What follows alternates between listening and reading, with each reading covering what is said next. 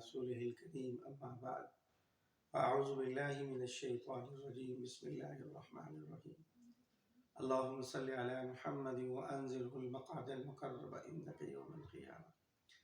میرے واجب الاحترام دوستوں، بزرگوں اور بھائیوں اور میری پردہ نشین مائیں، بہنیں، بیٹیاں، السلام علیکم ورحمۃ اللہ وبرکاتہ۔ آج ہم نے نماز کے واجبات کو یاد کرنا ہے۔ جیسے پچھلی 2 ویڈیو کے اندر آپ نے نماز کے فرض وہ سیکھے تھے کہ اگر ان میں سے ایک بھی فرض رہ گیا تو نماز نہیں ہوگی۔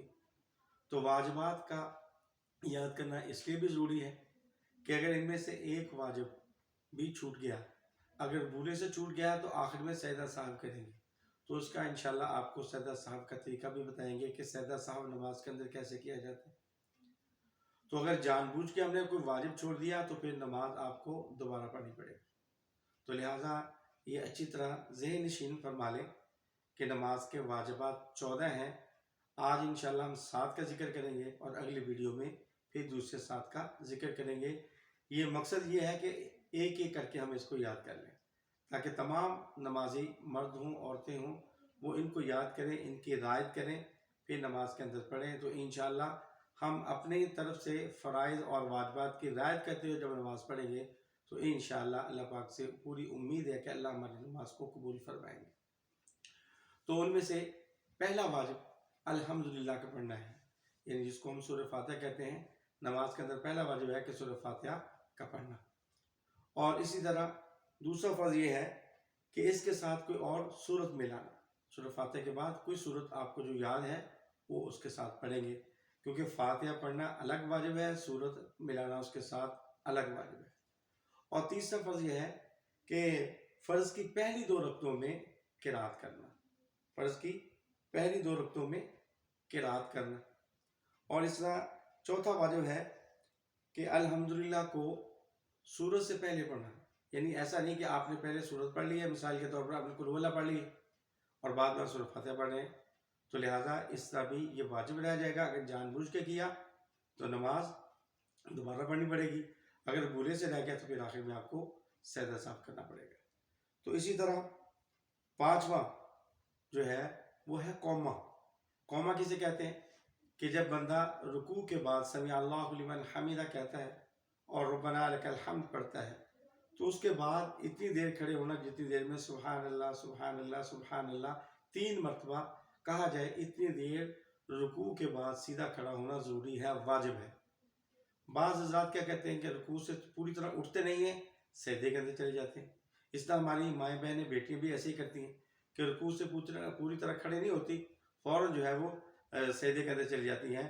تو اس سے یہ ہوتا ہے کہ آپ کا واجب چھوٹ جائے گا، تو پھر آپ کو اگر جان بوجھ کے کیا تو پھر نماز دوبارہ پڑھنی پڑے گی، اور اگر بھولے سے رہ گیا تو پھر آپ کو آخر میں سجدہ سہو کرنا پڑے گا۔ اس بات کا بہت اہتمام رکھیں، یہ ہمارے نمازیوں کے اندر بہت بڑی غلطی ہے کہ پوری طرح کھڑے نہیں ہوتے سمع اللہ لمن حمدہ کے بعد۔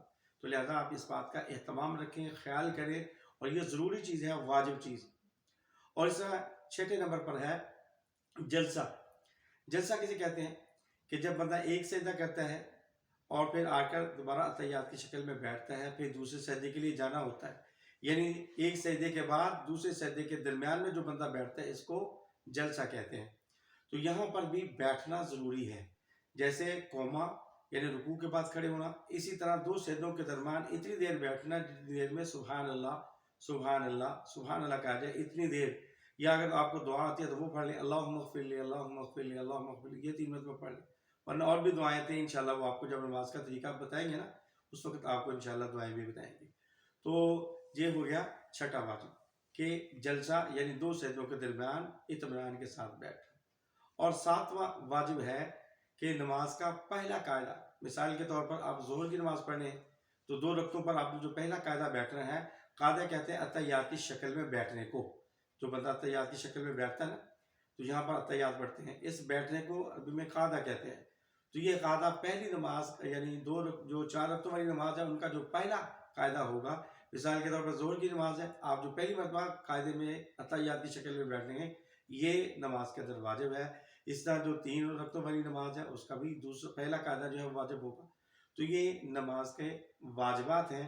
پھر سماعت فرما لیں کہ سورت فاتحہ پڑھنا، اور اس طرح سورت فاتحہ کے بعد کوئی سورت ملانا، اس طرح فرضوں کی پہلی 2 رکعت میں قرات کرنا، اس طرح الحمدللہ کو سورت سے پہلے پڑھنا، اور اسی طرح قوما یعنی رکوع کے بعد سیدھے کھڑے ہونا، جلسہ یعنی 2 سجدوں کے درمیان بیٹھنا اطمینان کے ساتھ، اور قاعدہ یعنی اتحیات کی شکل میں بیٹھنا ہے۔ یہ کل 7 واجب ہیں جن کو آسانی کے ساتھ آپ ایک ایک کر کے روزانہ بھی یاد کریں نا تو انشاءاللہ ایک ہفتے میں یاد ہو جائیں گے۔ یہ اگر 60 سال کا بندہ بھی ہے نا، وہ بھی چاہے تو ایک ایک دن کے اندر 1 2 تو ضرور یاد کر سکتا ہے۔ نوجوانوں کے لیے تو یاد کرنا مشکل نہیں ہے، اور کوئی اتنی مشکل بات بھی نہیں ہے۔